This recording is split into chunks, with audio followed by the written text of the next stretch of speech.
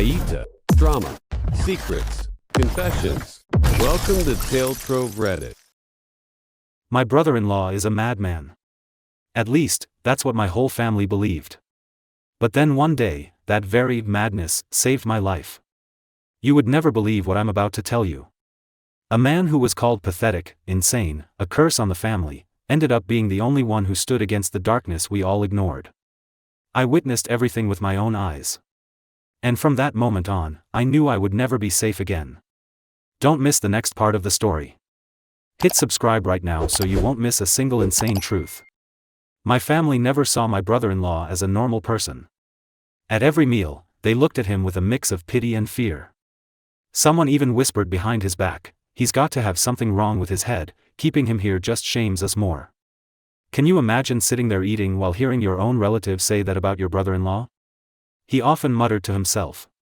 One night, right in the middle of the night, he threw open the window and screamed, "Stay away from my house." The whole neighborhood woke up. The next morning, my family held a meeting and concluded, "He's truly lost it now." But I saw it differently. The look in his eyes when he shouted wasn't the panic of a madman, but like he was seeing something truly terrifying. What do you think? Can a crazy man be that afraid? Once at a party, he suddenly stood up, pointed straight at my uncle and said, "Don't think I don't know what you're hiding in the basement." The whole room went silent for a few seconds. Then everyone burst out laughing, calling it the paranoid act of a lunatic. But in my uncle's strained smile, I saw something was off. Was it just coincidence? Or did my brother-in-law really know a dark secret in my family? Day by day, the opposition grew harsher. My parents threatened to throw him out of the house. My sister, his wife, cried and begged but in the end was powerless. Every explanation from him fell into a void, no one listened. All that was left were headshakes and scornful looks. I stood in the middle, not knowing whether to believe my family's logic or the strange shards of truth he was shouting. What would you choose if you were in my position? Would you side with the crowd, or bet everything on the one man the whole world calls insane? I always thought my brother-in-law's words were just meaningless paranoia.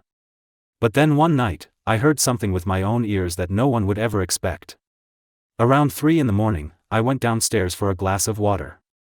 The house was pitch dark, with only a dim yellow light spilling from the hallway. And then I heard footsteps coming from the basement. Slow. Heavy. Clear. No one in my family ever goes down there at that hour. So who was down there? Holding my breath, I pressed my ear to the wooden door leading to the basement. The sound of something being dragged echoed up, like someone moving a heavy object. I started to shake, my heart pounding in my chest. Just as I was about to crack the door open for a peek, my brother-in-law's voice came from right behind me, "See? I told you someone else was in this house." I nearly screamed, jumping out of my skin. He stood there, eyes wide, his voice steady, as if he'd known this would happen all along. What would you do in that moment? Believe him, or think it's just another scare tactic? The next morning, I told my family what had happened. They burst out laughing, saying I'd caught his madness. My father even snapped, "You've let him get into your head." But I know what I heard. It couldn't have been a hallucination.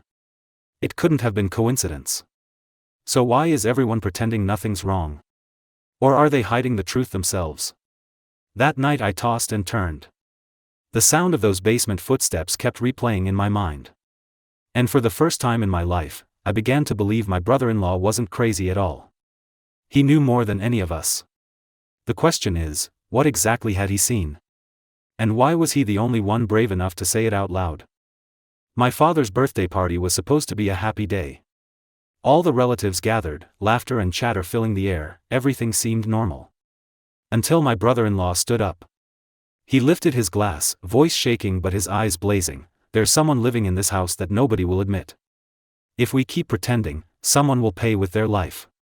The whole room went quiet for a few seconds.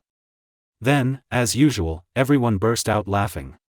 Someone sneered, "He's on another one of his episodes again, lock him up." But I couldn't laugh. I remembered the footsteps from the basement clearly. What he just said matched what I'd heard.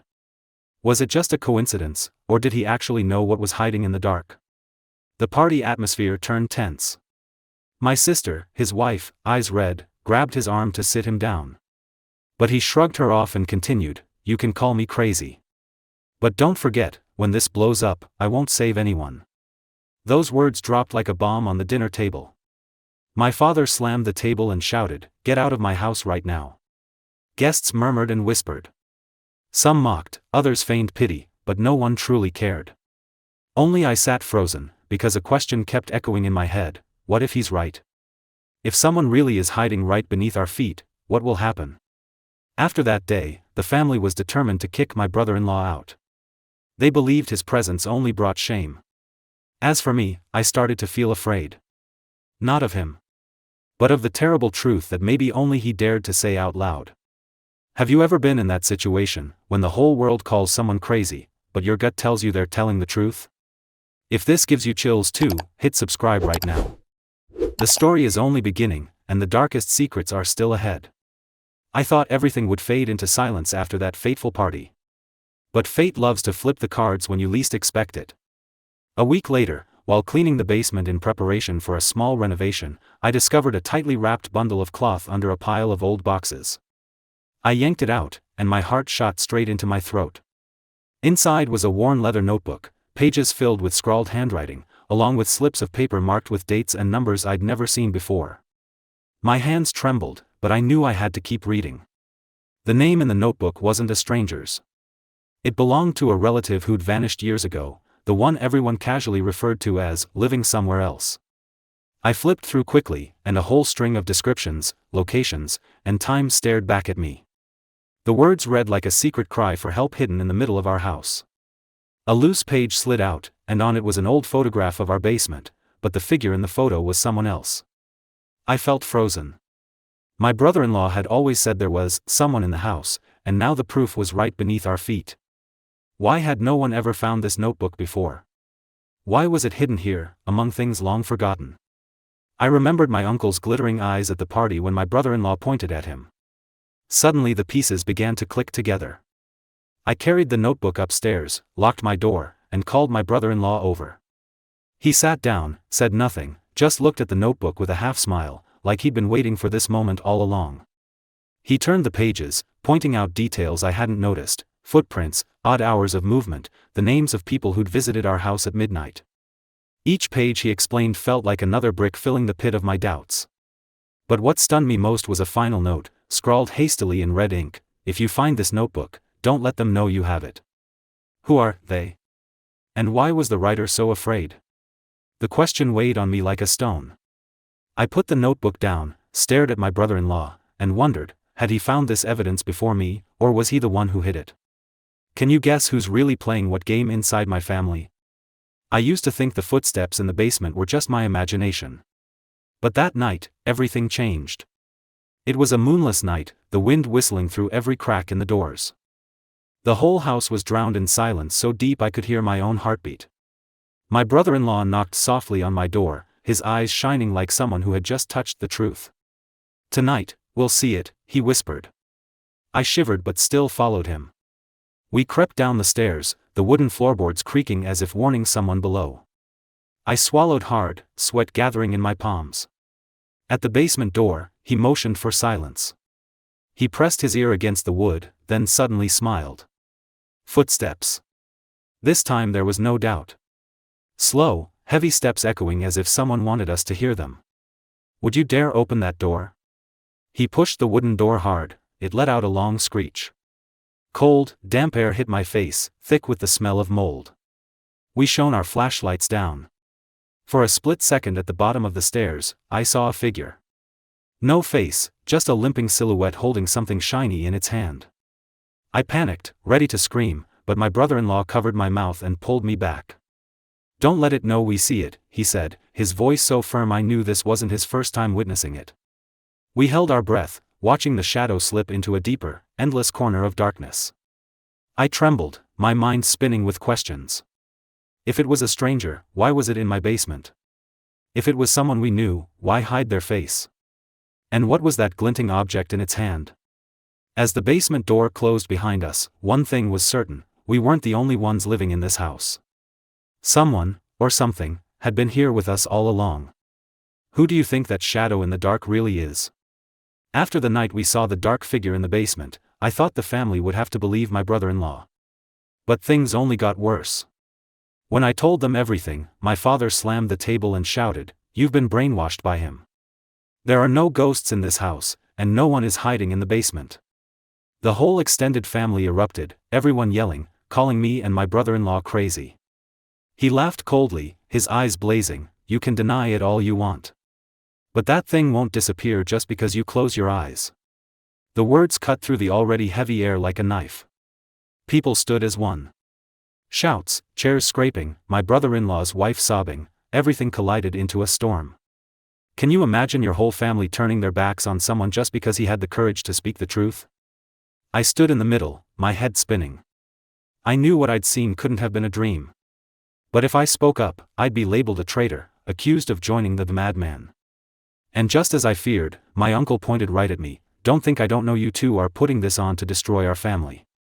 That accusation hit like a slap. Why would he say that?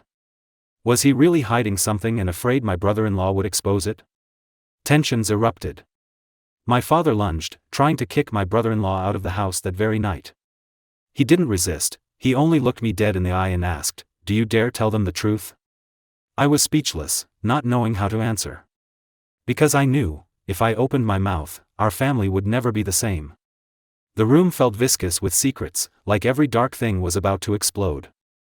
A chill ran down my spine as I realized this wasn't just a family dispute. This was the start of a war to uncover the truth. And in that war, the loser might lose everything. If you were in my shoes, would you dare stand with my brother-in-law? I was exhausted from all the accusations. Tired of being treated like I was siding with the madman. And just when the whole family was screaming the loudest, unexpected proof appeared. My brother-in-law pulled a USB drive from his pocket. He plugged it into the TV under everyone's shocked gaze. Security camera footage appeared. The images were grainy but clear enough. Exactly at 3 a.m, a shadowy figure stepped out of the basement. That figure crept through the living room, then disappeared into my uncle's room. The entire room froze. No one could laugh anymore. Can you believe it? The very man who shouted the loudest turned out to be the one most deeply involved. My uncle's face went pale as he tried to stand up, but everyone held him back. My brother-in-law shouted, "I'm crazy, am I? Crazy enough to know every step you take?" The air exploded. Lies that had lasted for years were ripped apart in seconds. My father trembled, unable to believe his own brother was tied to such a horrifying secret. But I saw it clearly. Every clue, from his forced looks to the leather notebook, all pointed to him. My uncle struggled, stammering excuses, that wasn't me. I just went down to get something. But no one believed him. The way he shook, the way his eyes darted around like a man exposed, said it all. Never in my life had I seen my family fall into such chaos. A man once seen as a pillar was now a suspect. The one branded insane became the hero who ripped the truth open. Right or wrong no longer mattered. What mattered was the secret had been exposed, and there was no turning back. What would you do if the truth inside your own family turned out to be that horrifying? Would you have the courage to face it, or keep pretending nothing ever happened? If you want to know where this dark secret leads next, hit subscribe now. This story still holds twists that will shock you even more. There was no way back. The whole family rose up, surrounding my uncle like he was an animal cornered against the wall. No one believed his weak explanation anymore. And in that moment, I understood, this was the decisive moment. I lunged straight at him. "Do you have anything left to deny? How many times have you lied to us in your life?" My voice cracked like thunder, silencing everyone. He didn't answer, only threw me a fierce look.